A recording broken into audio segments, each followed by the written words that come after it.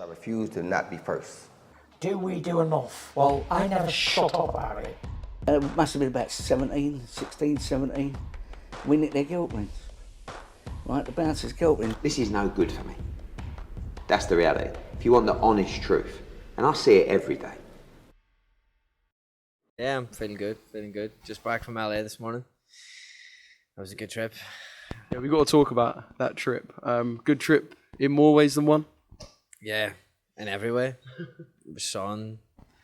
There was good training, good sparring, good experiences. Yeah.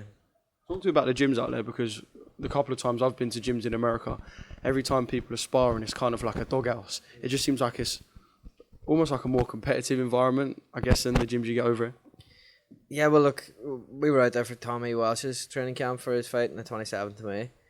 And as soon as we got in there and got in contact with Malik Scott at Brickhouse, Malik Scott started putting up on Instagram, you know, all the gangsters turn up.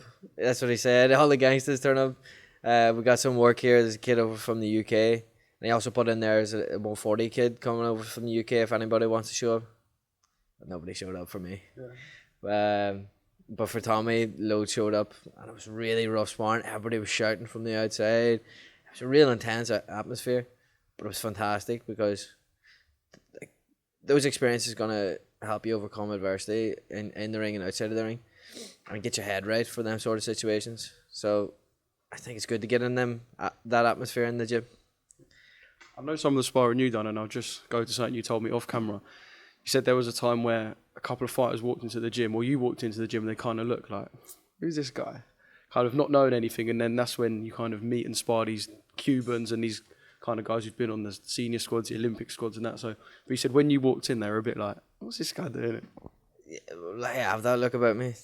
Unsuspecting. Yeah, I just bowl in there. Young, I do look young. I'm white as shit. And you know, you're in these gyms in LA where you've got tough fighters. You know, from Mexican background, from black background, fantastic, like really tough fighters. And it's really hard to kind of stamp your foot in there and cause a bit of animosity unless you get in that ring and tear it up with them and earn their respect. And I think that's what we've done. That's what we've done when we got over there. So like we really enjoyed ourselves over there. I know you've done some sparring recently with Benn as well. How was that? Yeah, fantastic rounds. Look, I was last minute thing. We heard he was down in Churchill's training, and we sent him a text and was like, "Look, can we hop in for some rounds?"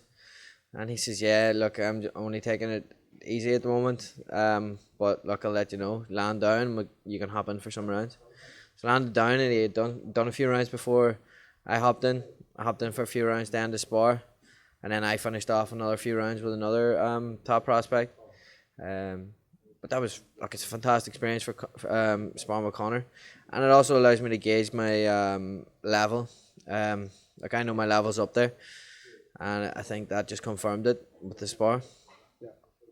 You also done something else on the American trip, which I was insanely jealous of. Obviously, I know we spoke before, and you spoke about kind of being in camp with Conor McGregor. But you also got to kind of do the private jet, go out a few times, and kind of just be in his circle. I know that's kind of nothing too new to you, but obviously Tommy was there and the boys as well. But it must just be so good because I know that you said he's constantly talking about fighting and people are constantly picking his brains and he doesn't stop talking about fighting. He's kind of always in that sort of mentality. Look, yeah, as she says, I've known Conor quite a while, probably around 6-7 years now. I just hit him up and I was like, yo, I'm in LA. What are you up to? You want to come down even to watch the spar with me and Conor Benn? And he says, yo, I would love that. So, yeah, he was going to come down, but he didn't end up showing up. He slept in. It is flight at 2 o'clock, and he slept through that, and he pushed the flight back till 5, I think. So he just says, "Look, do you want to come to Denver and watch the bare knuckle?" I says, "I've got my 2 boys here with me." And he's like, "Who's that?" And I goes, "I love Islander, Luca Bush, and Tommy Walsh, a heavyweight pro boxer." He says, "Yeah, go on ahead." I goes, "Look, we've got no passports on us. We're coming straight from Melrose Avenue. We're just at the cafe." And he was like, "You don't need passports. You're flying domestically here in the US." And we're like, "Sweet." So hopped in the Range Rover, flew up to the private airport, and we didn't know what to do. We arrived up there like 3 o'clock. Connor didn't arrive till 5. We were just chilling with the pilots on the jet, having some fun with the pilots, exchanging stories. Connor bowled up, as always, fashionably late. Hopped on the private jet, and you know, when you're speaking to Connor, he just drops gems left, right, and center. Like, it's an experience just having a conversation with him. And that man's lived multiple lifetimes. So it's great advice that he can give you.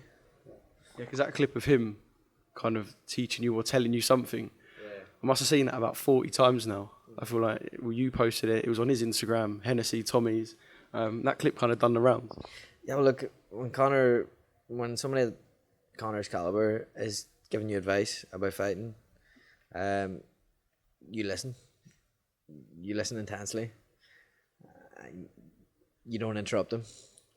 And that's what I've done, and that's what I have been doing, and that's what I've done in the past. I listen attentively, just keep my mouth shut, just letting him talk, and he talks, and he does talk, and he talks, and he keeps going, and you just get so much out of him. Like, you leave that trip so much more knowledgeable than when you first left. It was a great experience, especially for me being able to bring along my mates, who was not expecting that at all, and for them to gain that knowledge and also gain the experience of being around Connor, and now they're friends with Connor now, which is crazy, because look, anybody, you know, like if you're with your mates, and if your mates bring along their mates, and you become friends with their mates, like it's like a little group of mates.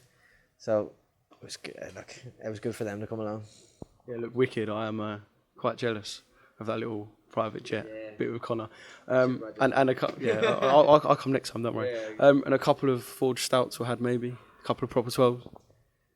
A few. I tried his new proper 12 on the airplane. He had, like, you know, when Conor McGregor goes, "Here, have a little bit of whiskey," you go, "Of course." And when I tasted it, I was like, As an Irish man, and with whiskey probably flowing through my blood at all times, it was really nice. Really nice.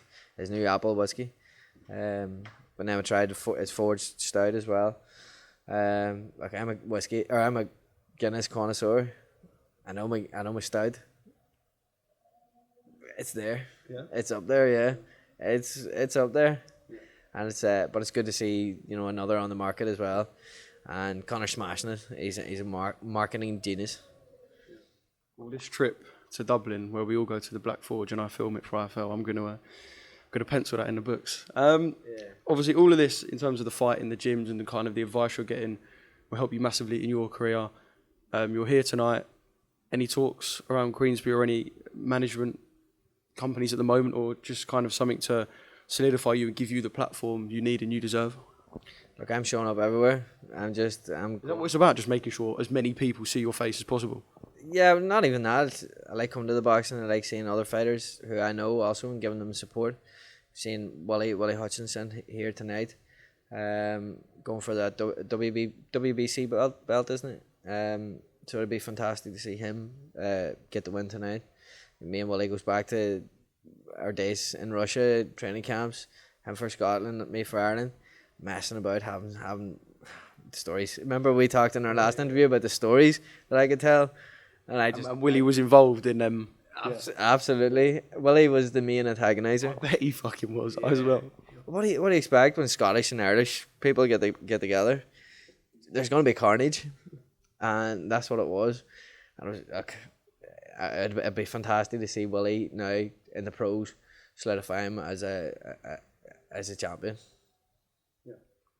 So for yourself, fight date you'll be looking at next. When's that? We're talking about a few. July, maybe start of July. Possibly August again. Maybe 2 in August. Like, I just want to be kept active.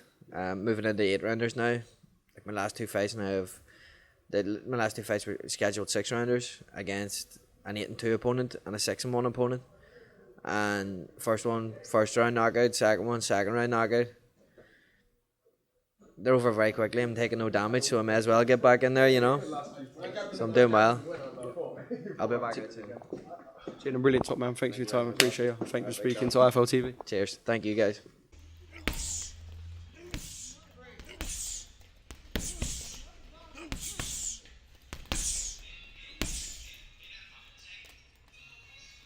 Because I refuse to not be first. Do we do enough? Well, I never shut up about it. It must have been about 17, 16, 17. We nicked their guilt rings. Right, the bouncer's guilt ring. This is no good for me. That's the reality. If you want the honest truth, and I see it every day,